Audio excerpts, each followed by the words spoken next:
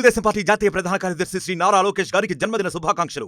Kalisetti Appalanaidu, Telugu Desam party senior నాయకులు, ఎచ్చెర్ల నియోజకవర్గం. ఏపీలో రాబోయే ఎన్నికల్లో ఈ పార్టీలు తీసుకున్న నిర్ణయాలపై ఆటో సంఘాలన్నీ కూడా మండిపడుతున్నాయి. ఈ యొక్క మేనిఫెస్టోలో తమ పార్టీలకు సంబంధించిన నాయకులు మహిళలకు ఉచిత బస్ సర్వీస్ అయితే పెడుతున్న నేపథ్యంలో అందరూ కూడా ఆటో వాళ్ళలు అయితే వ్యతిరేకిస్తున్న పరిస్థితి. ఇప్పటికే తూర్పుగోదావరి జిల్లాలో ఆటో యూనియన్ నాయకులు అందరూ కూడా ఇప్పటికే ఈ రోజంతా కూడా 24 గంటల కూడా ఆటోలు రోడ్డు ఎక్కిన పరిస్థితి అయితే ప్రధానంగా ఉంది. అందరూ కూడా నిరసన తెలియజేస్తున్నారు. తమ కుటుంబాలన్నీ కూడా రోడ్డున పడతాయి, తమ పార్టీలు తమకు ఇష్టం వచ్చినట్టుగా ఈ విధంగా మేనిఫెస్టోలో ఉచిత బస్సు మహిళలకు కల్పించడమే కూడా అందరూ కూడా ఆవేదన వ్యక్తం చేస్తున్న పరిస్థితి ప్రధానంగా నెలకొంటుంది. ప్రస్తుతం రాజమండ్రిలోని అన్ని కూడా ఆటోలు ఇప్పటికే రోడ్డు ఎక్కిన పరిస్థితి, అందరూ కూడా ఆందోళన చేపట్టారు. శాంతియుతంగా ర్యాలీలు అయితే అందరూ కూడా ఆందోళన చేపడుతున్న పరిస్థితి ప్రధానంగా ఉందని చెప్పొచ్చు. ప్రస్తుతం ఆటో యూనియన్ నాయకులు ఉన్నారు, మరిన్ని విషయాలు అడిగి తెలుసుకునే ప్రయత్నం చేద్దాం. సార్ చెప్పండి, పార్టీలు ఇప్పటికే మేనిఫెస్టోలో పెట్టడం జరిగింది, దానికి నిరసనగా మీరు ఏ విధంగా నిరసన తెలియజేస్తున్నారు?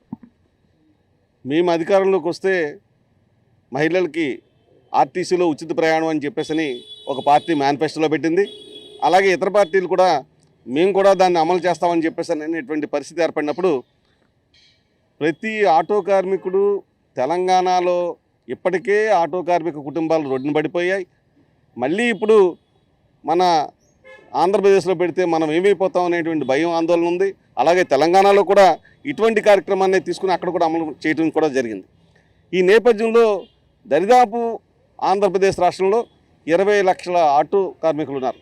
ఈ ఆటో కార్మికులకు అనుబంధంగా దాని మీద ఉండేటువంటి వాళ్ళు దరిదాపు ఇంకో 10 లక్షల మంది ఉన్నారు. ఇటువంటి పరిస్థితుల్లో మా కుటుంబాలు రోడ్డున పడిపోతాయనేటువంటి భయం, ఆందోళన ఇవాళ ప్రతి ఒక్క కార్మికుడికి ఏర్పడిన సందర్భంలో ఇతర జిల్లాల్లో 24 గంటల పాటు బంద్కి పిలిపించారు. వాళ్ళు కూడా నిరసనలు వ్యక్తం చేశారు. రాజమహేంద్రవరంలో ఇవాళ మేము దరిదాపు ఉదయం 6 గంటల నుంచి సాయంకాలం 6 గంటల వరకు స్వచ్ఛంద బంద్కి పిలిపివ్వడం జరిగింది. ఇక్కడ అనేక కార్మిక సంఘాలు ఉన్నాయి. కార్మిక సంఘాలు అన్నీ కలిపి జేఏసీగా ఏర్పడ్డాం.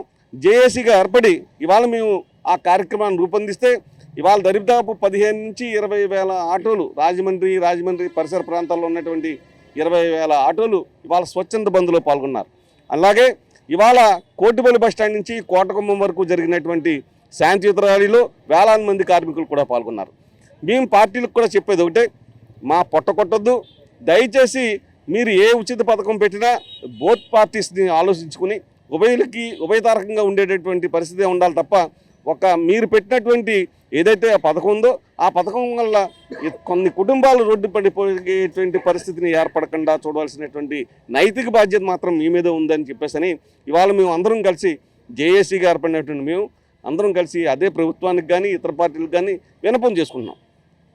ఇప్పటికే టీడీపీ కూడా మేనిఫెస్టోలో పెట్టిన నేపథ్యంలో ఆటో వాళ్ళకి ఎటువంటి ఇబ్బంది లేకుండా తర్వాత ముందుకెళ్తామని చెప్పిన పరిస్థితి కూడా ఉంది. దాన్ని ఎలా చూడాలి? ఇవాళ నిజంగా చెప్పాలంటే పాత గవర్నమెంట్ ఏదైతే ఉందో తెలుగుదేశం గవర్నమెంట్, ఆ గవర్నమెంట్లో సెంట్రల్ గవర్నమెంటు ఒక గెజిట్ నోటిఫికేషన్ ఇచ్చింది. అది తెలంగాణలో అమలు చేయలేదు కానీ ఆంధ్రప్రదేశ్లో మాత్రం తెలుగుదేశం పార్టీ అమలు చేసింది. దాని కారణంగా మరి 100 రూపాయలు ఉన్న ఫైన్ 1000 రూపాయలు అయిపోయింది, 1000 రూపాయలు ఉన్న ఫైన్ 10,000 రూపాయలు అయిపోయింది. అటువంటి పరిస్థితుల్లో ఫిట్నెస్ సర్టిఫికేట్ కూడా చాలా కష్టమైపోయింది. అలాగే పర్మిట్ కానీ ఎక్స్పైర్ అయితే 10,000 రూపాయల ఫైన్. ఇవాళ అటువంటి పరిస్థితి నెలకొన్నటువంటి నేపథ్యంలో మేము నేషనల్ హైవే కూడా ఎక్కడానికి వీల్లేదని చేసింది కూడా తెలుగుదేశం ప్రభుత్వమే.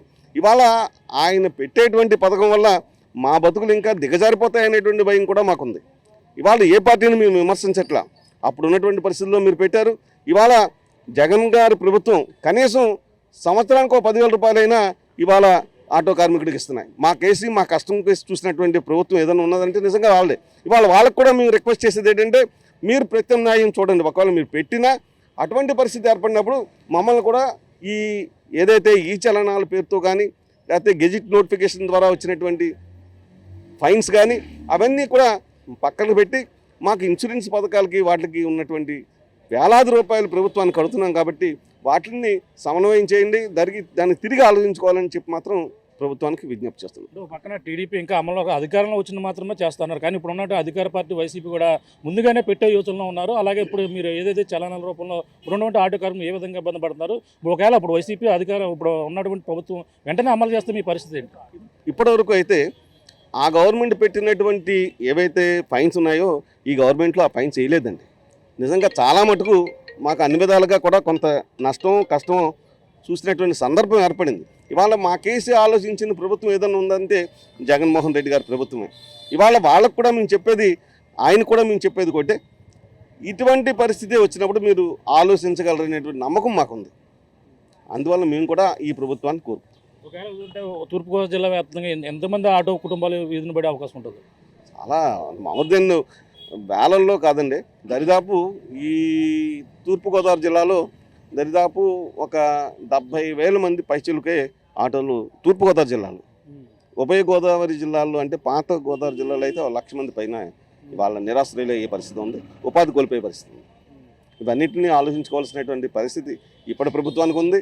మళ్ళీ మేనిఫెస్టోలో పెట్టి ఎన్నికల హామీ ప్రకారం చేయాలని అనుకున్నా కూడా దాన్ని కూడా ఆలోచించుకోవాల్సిన పరిస్థితి ఇతర పార్టీలకు కూడా ఉందని చెప్పి మాత్రం తెలియజేస్తాను.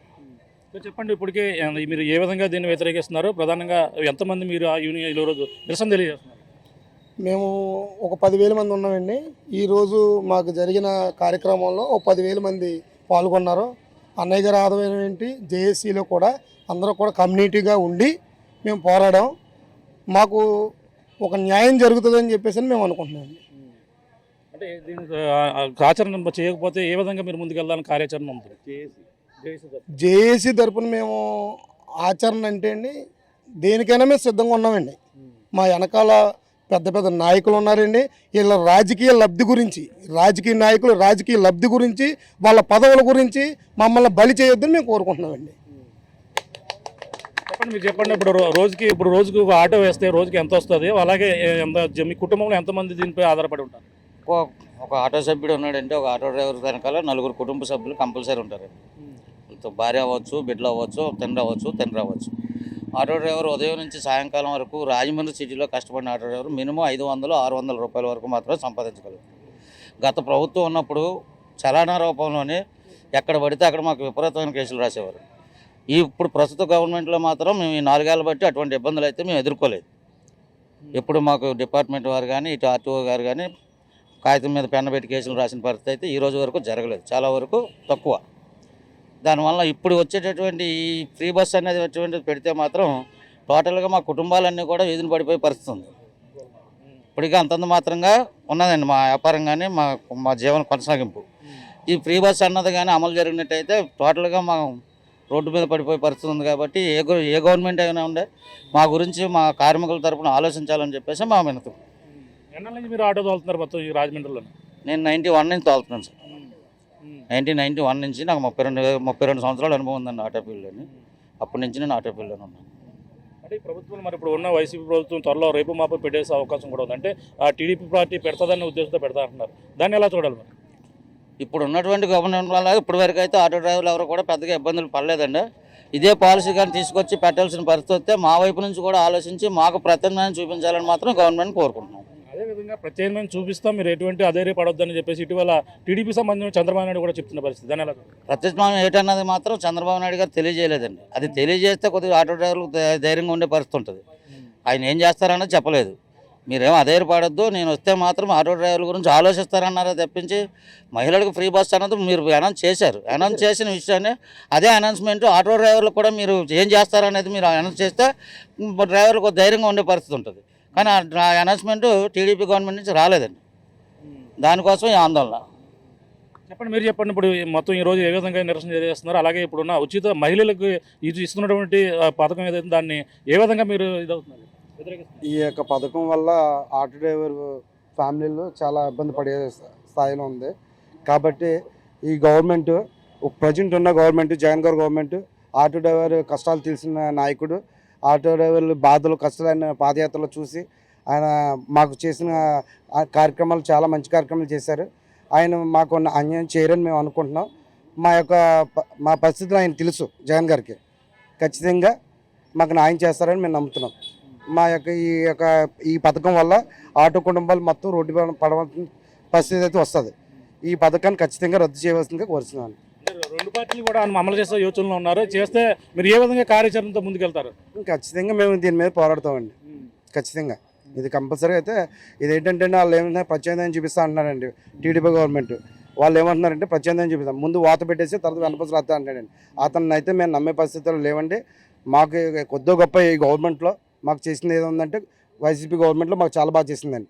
ఒక కేసుల రూపంలో ఏంటండి, ఆర్థికంగా మాకు బండికి ఫిట్నెస్ సర్టిఫికేట్ పరిస్థితిని బట్టి ఏంటండి, సంవత్సరానికి 10,000 రూపాయలు చెప్పి మాకు జగన్ గవర్నమెంట్ మాకు చాలా బాగా చేసిందండి. మేము అదే నమ్ముతున్నామండి, ఆయన మీద విశ్వాసం పెట్టుకున్నామండి. మా యొక్క నాయకులు ఫర్దర్గా ఒకవేళ అదే కానీ తీసుకుని ఉంటే మా నాయకులకు వాసంశెట్టి గంగాధర్ గారు నాయకత్వంలో ఏ విధంగా ముందుకెళ్ళాలన్నది దాని మీద వెళ్తామండి ముందుకు. ఓకే, అంటే సంవత్సరం ఒకసారి మాత్రం 10,000 ఇస్తున్నారు. దీని లోపంలో మిగతాయి కూడా దాని పెట్టుబడులు కావచ్చు, రోడ్లు బాగా మొత్తం దీనికి భారీగా ఎక్కువ అవుతుందని చెప్పేసి కొంతమంది డ్రైవర్లు ఆవేదన వ్యక్తం చేస్తున్నారు. అంటే ఇది రాజకీయంగా మనం మాట్లాడలేమండి. మాకు ఆటో కార్మిక సమస్యలు అడగండి, మేము చెప్తాం. ఇది రోడ్లు అనేది మాకు బాధ అండి. రోడ్లు పోవడం వల్ల మాకు ఖచ్చితంగా ఇబ్బంది అండి. ఆటోలు మాకు ఇబ్బంది అవుతాయండి. కానీ ఇలాంటివి కాదండి. ప్రజెంట్ మాకు ఉన్న భయం ఏంటంటే ఈ యొక్క పథకం తీసుకొస్తే మా ఆటో కార్మికులు రోడ్లు పడతాం. మా ఒక్కరిమే కాదండి, మేము ఒకసారి వీళ్ళు గుర్తించుకోవాల్సింది ఏంటంటే ఒక ఆటో డ్రైవర్ తలుచుకుంటే ఏదైనా అవుతుందండి. వాళ్ళకి ఎంత పబ్లిసిటీయో లేదంటే ఈ వెనకాల ఎంతోమంది ఉంటామండి. ఒక ఆటో డ్రైవర్ వెనకాల కుటుంబాలు ఉంటాయండి. ఖచ్చితంగా ఎవరైతే ఈ పథకం తెచ్చారో వాళ్ళు వెనకపోవడం ఖచ్చితంగా వెనకపోతారండి. చెప్పండి, ఇప్పుడు పార్టీలు ఇప్పుడు అంతా కూడా మహిళలకు ఉచిత బస్ సర్వీస్ ఇస్తా అన్నారు. మీ ఆటో ఏం చేస్తారు? మా ఆటోల వల్ల ఈ ఉచిత బస్సు అయితే ఏమవుద్దంటే ఆటోలోళ్ళు, మెకానిక్లు, కార్పెంటర్లు, ఎలక్ట్రీషియన్లు వీళ్ళంతా రోడ్డు మీద పడిపోతారండి. దీనివల్ల ఇది ఉచిత బస్సు చేస్తే మాకు ఇబ్బంది. దాని గురించి మీరు ఏం చేస్తారంటే ఉచిత బస్సు మాకు అవసరం లేదు, మీరు దీన్ని మా కోసం స్పందించి మా కోసం మంచి చేయాలని చెప్పేసి కోరుకుంటూ నేను సెలవు తీసుకుంటాను.